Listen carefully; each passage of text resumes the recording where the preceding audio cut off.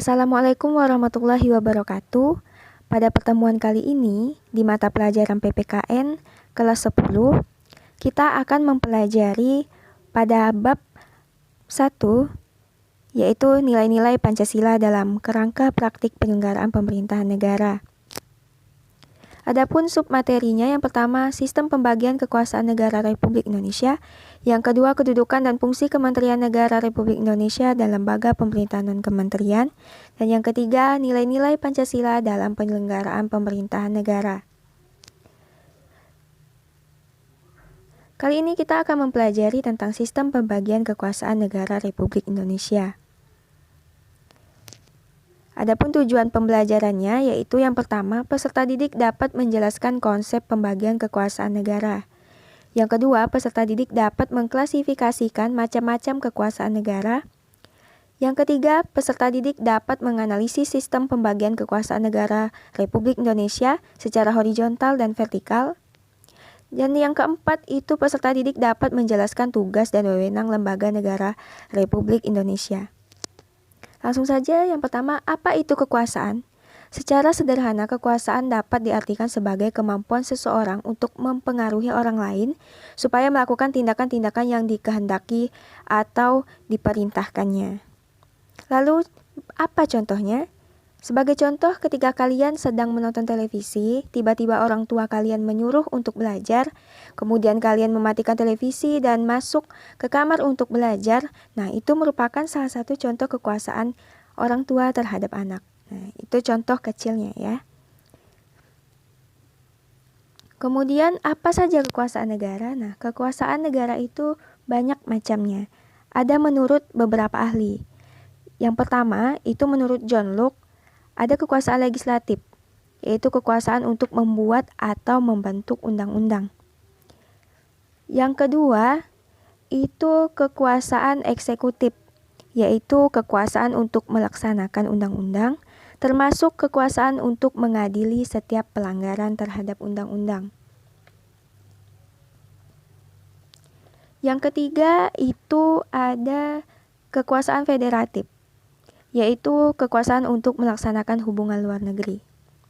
Yang kedua ada menurut Montesquieu, yaitu yang pertama ada kekuasaan legislatif, kekuasaan untuk membuat atau membentuk undang-undang. Yang kedua itu kekuasaan eksekutif, sebagai kekuasaan untuk melaksanakan undang-undang.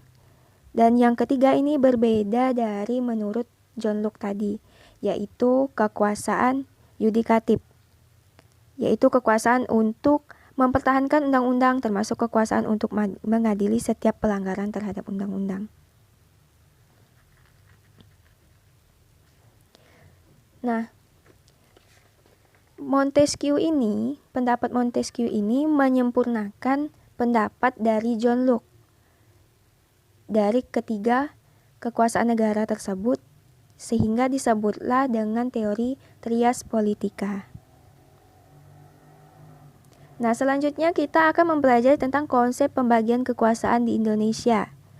Sebelum itu, kita akan membahas terlebih dahulu mengenai apa sebenarnya konsep pemisahan dan pembagian kekuasaan itu.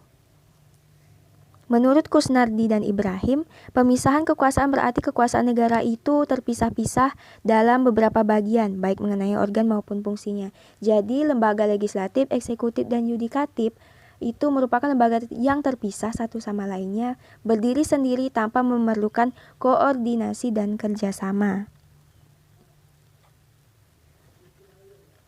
Kemudian selanjutnya itu ada pembagian kekuasaan, yang berarti kekuasaan negara dibagi dalam beberapa bagian, yaitu kekuasaan legislatif, eksekutif, dan yudikatif, tetapi tidak dipisahkan. Ketiga kekuasaan ini saling bekerja sama.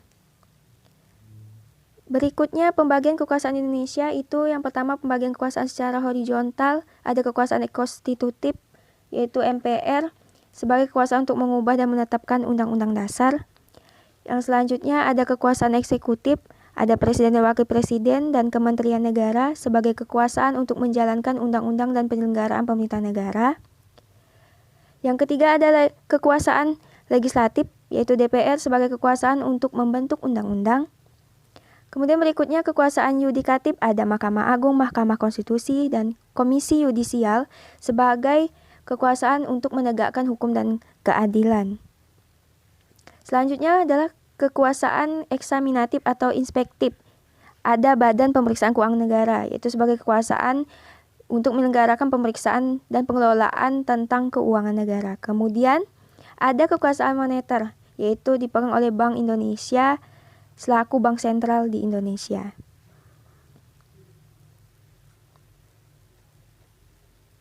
Nah, berikutnya pembagian kekuasaan secara vertikal, yaitu berlangsung antara pemerintahan pusat dan pemerintahan daerah, pemerintahan provinsi dan pemerintahan kabupaten kota.